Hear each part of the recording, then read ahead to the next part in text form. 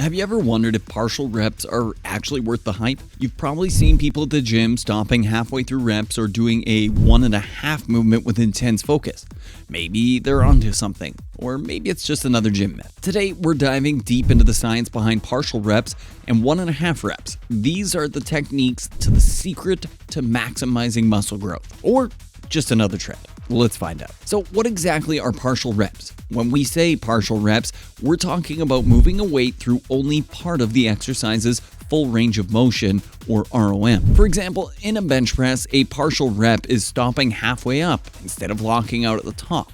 There are variations like top half, bottom half, or focusing on the point where the muscle is most stretched. People often choose partial reps to isolate the stretch phase of an exercise, where muscle fibers are most engaged. Increased muscle tension, especially in the stretch position, is thought to enhance hypertrophy or muscle growth. That's why partial reps have become popular in recent years. Let's look at what research says. A 2024 study published in the Journal of Science in Sport and Exercise found that using a partial range of motion at longer muscle lengths leads to more muscle growth further down the muscle compared to using a partial range of motion at shorter muscle lengths. Studies suggest that the stretch phase, when a muscle is lengthened under load, stimulates muscle growth. For instance, in chest flies, the bottom part of the movement creates a deep stretch in the pecs.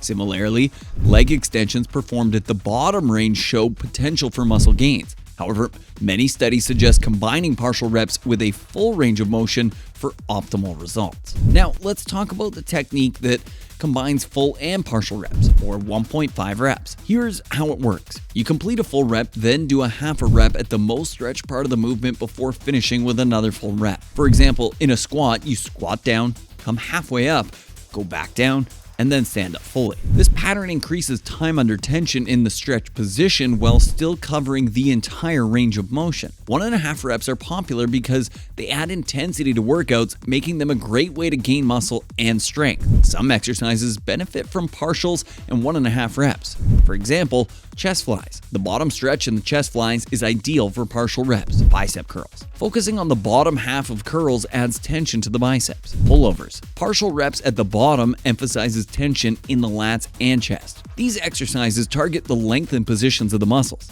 giving you the most challenging part of the lift. So why do so many fitness enthusiasts use partials in 1.5 reps? Here are some key benefits. Increased time under tension. More time in the stretch position can lead to greater muscle engagement and growth. Improved muscle control. 1.5 reps helps improve control in the eccentric phase. Beneficial for technique. Enhanced muscle soreness. If you're new to partials, expect some soreness as muscles work in new ways. Of course, partial reps and 1.5 reps aren't perfect and aren't for every exercise. Some limitations include risk of short-changing strength gains. Focusing only on one part of the range of motion might miss out on strengthening the entire muscle. Tracking progress. It can be harder to standardize progress with partial reps. Not ideal for beginners. Beginners should stick with full range of motion to build foundational strength and technique. If you're experienced and looking to switch things up, here are a few tips for adding partials or 1.5 reps into your routine. First, choose the right exercises. Compound lifts like squats and bench presses work well with 1.5 reps, but avoid relying on partial reps for every set. Using them selectively helps avoid muscle imbalances. Second,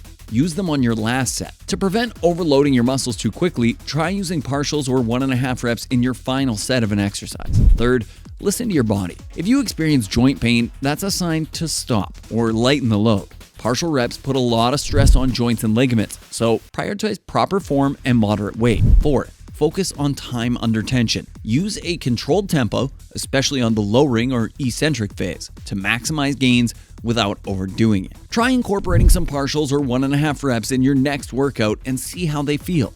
Who knows, they might just become your new favorite technique. Thanks for tuning in, and if you found this video helpful, hit that like button, subscribe for more muscle building tips, and happy lifting.